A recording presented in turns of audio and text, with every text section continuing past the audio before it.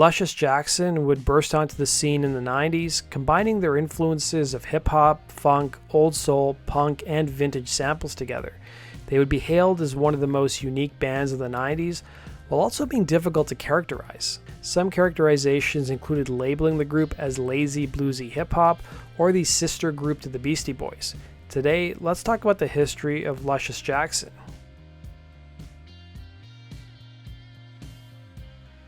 The group's lineup would be made up of bassist and vocalist Jill Kniff, guitarist and vocalist Gabby Glazer, drummer Kate Schellenbach, and keyboardist Vivian Trimble. 3/4 of the band would be raised in New York City during the 80s, while Trimble wasn't. While she would be born in the city, she would instead move to Europe with her parents both being opera musicians living in Switzerland, Austria, and France. Luscious Jackson's origins began in the 80s when a 13 or 14-year-old Kniff, Glazer, and Schellenbach would meet.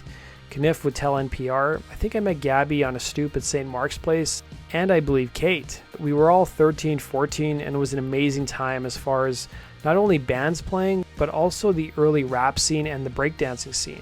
It was all kind of colliding at the same time. I remember meeting Adam from the Beastie Boys in front of the UK club at a Bad Brain show. There were probably 20 of us, all underage, running around to clubs. While the members were too young to get admitted to these shows, they would put fake stamps on themselves to get in. Kniff would celebrate her 13th birthday at the club CBGB's, while Glazer would hang out with The Clash during the recording of their record Sandinista. Meanwhile, Trimble, who was living across the pond, would get into the same type of hijinks. Glazer's early years in school would be pretty diverse, seeing her go to school with Puerto Ricans, African Americans, with her high school mostly being Asian. Despite her fellow students having already chosen their careers by middle school, Glazer thought that maybe she would become a graphic designer or an architect, but she soon realized that it was too much work. She would also be the niece of Milton Glazer, who designed the logos for I Love New York and DC Comics, amongst many others. Kniff, meanwhile, was looking at a career in comedy or becoming a veterinarian. However, it would be a trip to the vet's office that she saw someone bring in a dead cat, that she soon realized that being a vet wasn't for her. Schellenbach, meanwhile, was already in show business by the time she was age 13, appearing in a Broadway show. As the members grew up, Kniff went to France to study, and she would return to New York, while Glazer would go to film school. They were both working dead-end jobs when school was over, and the origins of Luscious Jackson would begin when both women assembled in a friend's basement studio, drinking coffee and coming up with samples, as well as doing some low-key rapping and playing guitar. Kniff would play bass while Glazer played guitar, and they would even sometimes switch instruments. It was in their friend's basement that 7 songs emerged that would make it onto their first EP, In Search of Manny. And while most of the EP was done, there were still several tracks that needed drums and keyboards. So the pair of girls would enlist drummer Kate Schellenbach and keyboardist Vivian Trimble to round out the demos. Kniff would tell Billboard why the band heavily used samples, revealing, "We did a lot more work with samples in the past, mostly because we could never get immediate results with live instruments." Trimble would reveal to an interviewer about what she'd been up to up until this point in time, revealing, "I've been part of the performance scene in New York for years with people like John Kelly. My mother's a concert pianist and my father's an opera singer. I never pursued any of that seriously, but I started writing music for myself and for other directors and choreographers. I met Jill when we were teaching adult education together. The first time we all played together was at the building opening for the Beastie Boys. It was a big mess, but fun." Meanwhile, by the early 80s, Schellenbach's career on Broadway seemed stagnant. Instead, she was now the drummer in an up-and-coming hardcore band that would eventually transition to rap, named Beastie Boys, playing on their first EP, Pollywog Stew, before being forced out of the group by 1984. She would point the finger at producer Rick Rubin, claiming that he disliked women who rap. Calling themselves Luscious Jackson, they would get their name when Jill Kniff one night was going through her brother's sports trivia or sports stats book and found the name of a 60s era basketball player who played for the Philadelphia 76ers named Luscious Jackson. The band would admit on the Rosie O'Donnell show in 1997 that they did have a conversation with the basketball player and that he was cool being the inspiration for the name. At the time, he was said to have been retired and running a parks department somewhere in Texas. It was by the later part of the decade Beastie Boys blew up and became big stars that the girls who would make up Luscious Jackson soon lost contact with them. But it was sometime around 1990 they would reconnect at a funeral of a mutual friend when Kniff would give their demo to the members of Beastie Boys. At this point in time, the trio were contemplating starting a label, and after getting the demo tape, they asked the members of Luscious Jackson if they wanted to be on their new label, and they agreed. In fact, the girl group would become the first act signed to the Beastie Boys label, Grand Royal, and they would also be the label's first release. Mike D would tell Spin about hearing Luscious Jackson's demo. I remember sitting with the guys and being shocked. We just sat there trying to figure out how they picked up all the stuff, trying to pick apart the songs.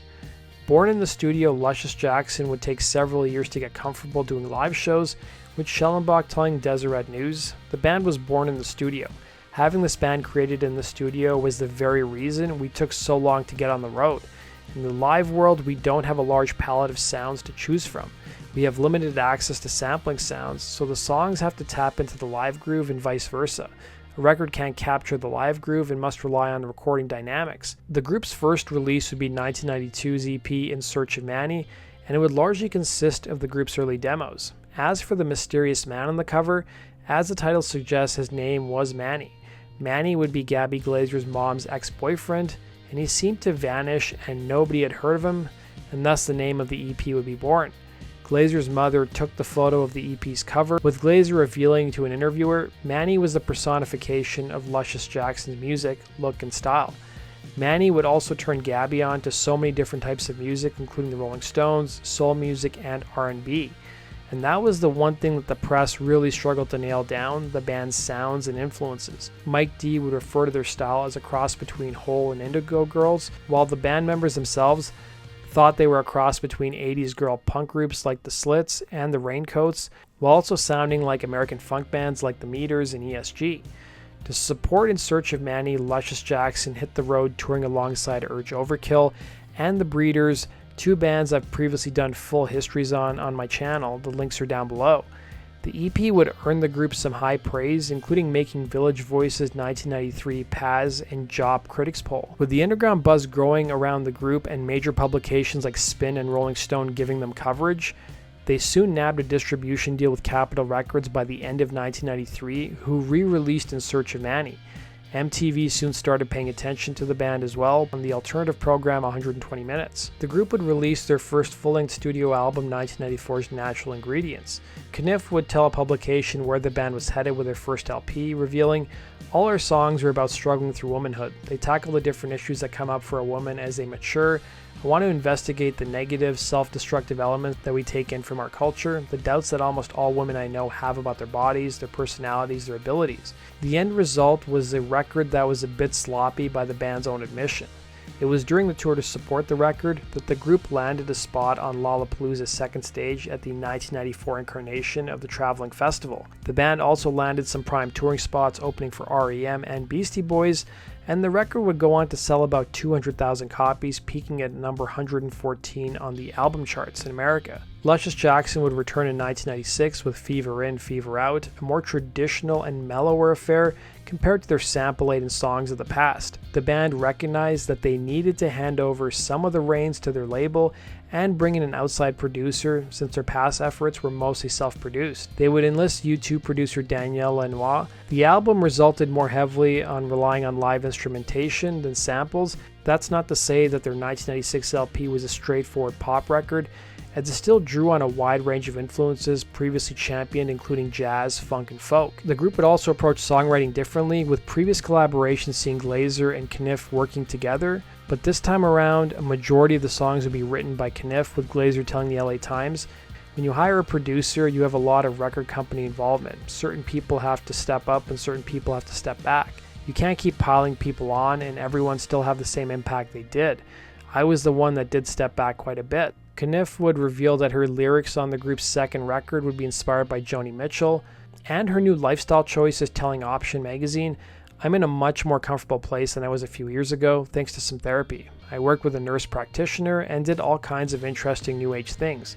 Actually, New Age is a real understatement. I was practicing yoga, I became vegan, I stopped using all drugs and alcohol, I just began living a totally different style of life, and the music reflects that."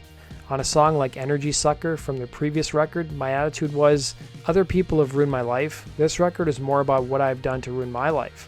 Contributing to the album would be country legend Emmylou Harris, who'd sang on several songs, And it was during the making of the album, Kniff went through a messy breakup with her longtime boyfriend, who would eventually become her husband. It was that relationship that led to the writing of the group's best-known song and biggest hit, Naked Eye. Kniff would reveal to Billboard what the song was about, saying, "By the time I wrote Naked Eye, it was the end of recording the last album, and I felt like I discovered a new realm of songwriting. Pop songs with great beats and chorus that really works. I want songs that have distinct parts and I want them to be catchy and melodic. It's basically a love song about opening up, letting down your guard, and revealing oneself to that special someone." Fever In, Fever Out would be the biggest commercial record of the band's career, peaking at number 72 on the Billboard charts, and it would eventually go gold, moving over 500,000 copies, thanks in large part to the hit song Naked Eye. The group would end up doing an extensive tour opening for Live Across America in 1997. Despite having a success with Fever In, Fever Out, the group as well as their champions and the Beastie Boys felt like they could have been much bigger. Schellenbach would tell Spin, "I think timing is everything. If we had come out post-Beck, it might be a different story. He and the Beasties really changed the definition of modern rock, that it can have grooves and samples and funk beats." With Mike D adding, "If In Search of Manny came out last year, it would have been Luscious Jackson's biggest record, but it was way ahead of its time." Despite the album being the commercial peak for the band, not everyone was happy. Spin magazine would interview Mark Cates, who was the president of Grand Royal, the Beasties label, who said, "I was kind of disappointed with that record. I felt it was more Danielle Lanois than them, and that it needed more groove." Kniff would ultimately agree with that assessment, that it wasn't a fully solid record. It was by 1998 that keyboardist Vivian Trimble would leave the group, and Luscious Jackson would soldier on without her.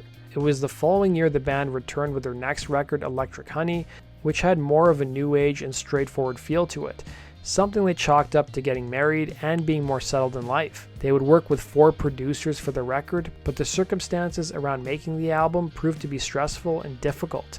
The band's label, Capitol Records, was undergoing a major shakeup with staff changes, including their A&R person and label president Gary Gersh leaving the company.